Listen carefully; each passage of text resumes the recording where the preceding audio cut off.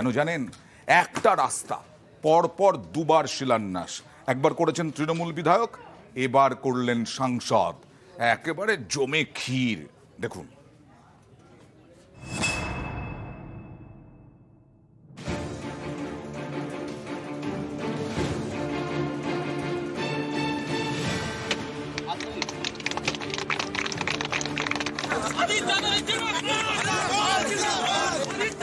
রাস্তায় নেমে রাজনীতি, রাস্তা নিয়েও রাজনীতি, একই রাস্তার দুবার শিলান্যাস, পরপর দুদিন। রবিবার শিলান্যাস রেজিনগরের তৃণমূল বিধায়ক রবিউল আলম চৌধুরীর। সোমবার শিলান্যাস বহরমপুরের কংগ্রেস সাংসদ অধীর চৌধুরীর।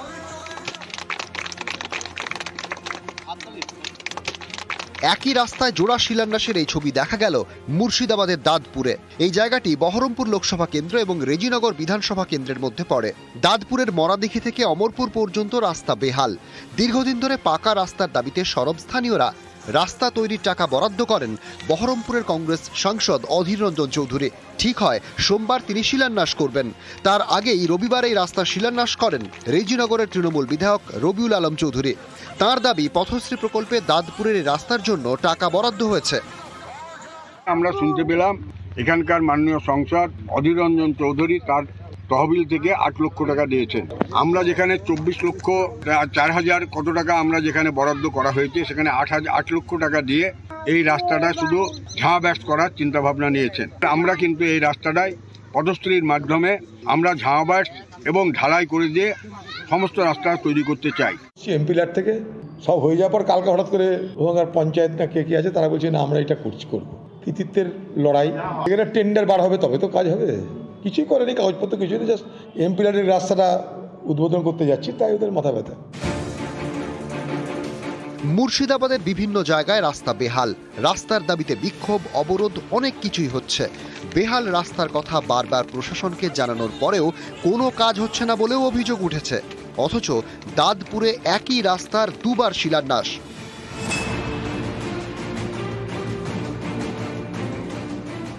আমাদের এমপি সাহেবকে আবদার করলাম যে ওটা ঝোয়াবিটের ওদিকে না গিয়ে ওই আপনার ফান্ড থেকে যেটা হচ্ছে ওটা আলাদা জায়গায় করা হোক, অমরপুর বা মরাদিঘি বা ছেতিয়ানি বা যে কোনো পাশে একই রাস্তায় না করাটাই বেস্ট। এটাই আমাদের চাপ হওয়া এমপি সাহেবের কাছে।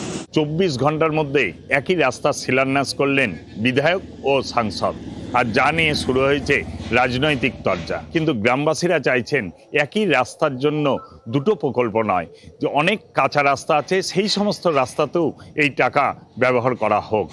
ক্যামেরায় রাকিবুল ইসলামের সঙ্গে প্রণব বন্দ্যোপাধ্যায়, নিউজ 18 বাংলার রেজিনগর। ব্রেকলেস আমার বাংলায় এবার দেখাবো পর্যটন কেন্দ্রে মানুষ যাবেন কিভাবে, কারণ পর্যটনে প্রচুর সম্ভাবনা এ রাজ্যের। মালদা এবং বাঁকুড়ায় পর্যটন কেন্দ্রে যাওয়ার রাস্তাই বেহাল। দেখুন।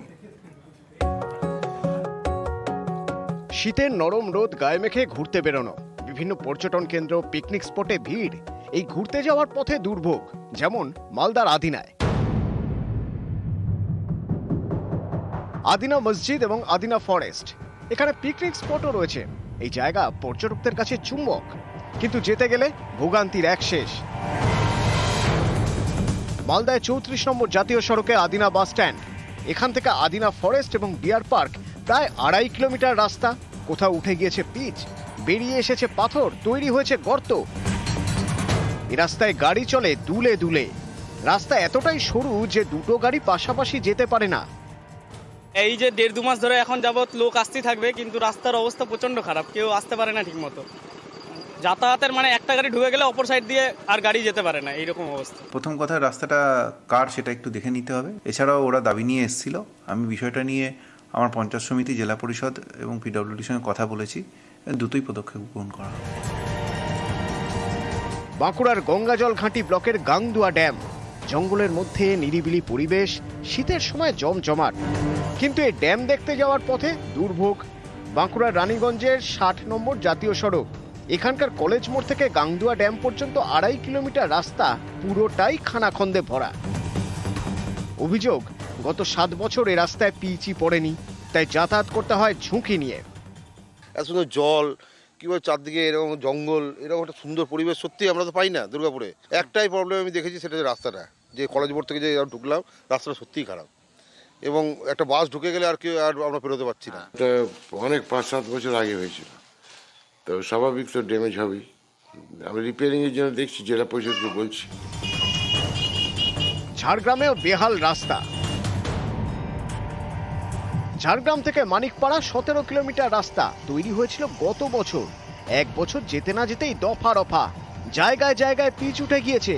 এই রাস্তা এখন বাসিন্দাদের কাছে মরণ ফাঁদ। অভিযোগ, নিম্নমানের সামগ্রী দিয়ে রাস্তা তৈরির ফলে এই হাল। নিউজ 18 বাংলা। এবার দেখাবো রাস্তার পর ব্রিজ। বর্ধমানে বেহাল কৃষক ব্রিজ। বারাসাতে বাঁশের সাঁকোয় ঝুঁকির যাতায়াত দেখলে চমকে যাবেন কিভাবে মানুষ এখনো আছে। আর পাঁশকুড়ায় ব্রিজ সারানোর কেউ নেই, সারাচ্ছেন গ্রামবাসীরা। সব শেষে দেখুন।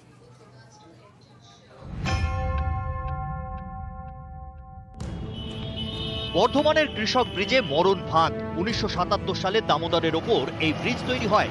এই কৃষক ব্রিজের এখন কঙ্কালসার চেহারা, পিলারে ফাটল, কোথাও আবার রাস্তার পিচ উঠে গিয়েছে। ভারী গাড়ি উঠলেই ব্রিজ কাঁপে। বাইরে থেকে দেখে মনে হচ্ছে ভালো, কিন্তু ব্রিজ ড্যামেজ হয়ে গেছে। অবস্থা খারাপ তো বটেই, প্রত্যেক দিন রোড জাম আর জাম, পজিশন খুব খারাপ। স্থানীয়দের দাবি, বেহাল ব্রিজে মাঝে মধ্যেই দুর্ঘটনা ঘটে। যে কোনো মুহূর্তে ব্রিজ ভেঙে পড়ার আশঙ্কা। সব জেনেও প্রশাসন কোনো ব্যবস্থা নিচ্ছে না বলে অভিযোগ। বিকল্প সেতু না হলে বিশেষ করে দক্ষিণ দামোদরের জনগণের জন্য বা সমস্ত যানবাহী গাড়ির জন্য খুব অসুবিধা। অ্যাক্সিডেন্ট তো প্রতি মুহূর্তে এখানে। এখন গাড়ি ভাই এমনি দুলছে, সেতু যখন তখন ভেঙে পড়ে যেতে পারে। না কেন্দ্রীয় সরকারের না রাজ্য গভর্নমেন্টের কোনো ভ্রুক্ষেপ নেই। উত্তর 24 পরগনার শাসনের শিমুলগাছি। এখানকার বিদ্যাধরী খালের ওপর কাঠের সাঁকো বেহাল, ঝুঁকি নিয়েই চলে যাতায়াত। যে কোনো মুহূর্তে দুর্ঘটনার আশঙ্কা। স্থানীয়দের দাবি, প্রায় 40 বছর আগে সাঁকো মেরামত করা হয়েছিল। বেহাল সাঁকোর বিষয়ে প্রশাসনকে জানিয়েও কোনো লাভ হয়নি।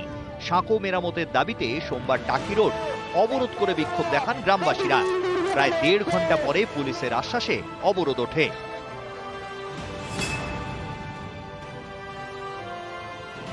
দীর্ঘদিন বেহাল বাঁশের সাঁকো, প্রশাসনকে জানিয়েও কাজ হয়নি। তাই সাঁকো মেরামতে শুরু করলেন গ্রামবাসীরা। এ ছবি পূর্ব মেদিনীপুরের পাঁশকুড়ার। এখানকার হাতিশালে দীর্ঘদিন ধরে বেহাল সাঁকো। এই সাঁকো পেরিয়ে ঝুঁকি নিয়েই শিশুদের স্কুলে যেতে হয়। প্রশাসনের আশায় না থেকে নিজেরাই সাঁকো মেরামত শুরু করলেন গ্রামবাসীরা। এই গ্রামে কাঠের পুল দীর্ঘ 50 বছর আছে, এরকম ভগ্ন অবস্থায় থাকে। আবার অনেক কিছু নড়াচড়ার পরে সরকার পক্ষ থেকে কাঠের পুল হয়, আবার ভেঙে যায়। তো আমরা দীর্ঘদিন ধরে দাবি করে আসছি না পাকাপোক্ত পুলের জন্য। সরকার আমাদেরকে অনেক আশ্বস্ত করছে 50 বছর ধরে, এবারেও আশ্বস্ত করছে, কিন্তু কোনোবারে কোনো কিছু হয়নি। যদি ইরিগেশনের থাকে তাহলে আমরা ইরিগেশনকে বলবো যে তারা ওটা ব্যবস্থা নিক, অন্তত কিছু একটা ব্যবস্থা করা হোক। আর যদি জেলা পরিষদ বা পঞ্চায়েত সমিতি অন্যান্য যারা আছে আর কি, ওদের যদি থাকে তাহলে ওদেরও আমরা, আজকে আপনারা জানিয়েছেন, আমরা খবর নিয়ে দেখব যাতে প্রয়োজনীয় ব্যবস্থা নেওয়া যায়। নিউজ 18 বাংলা।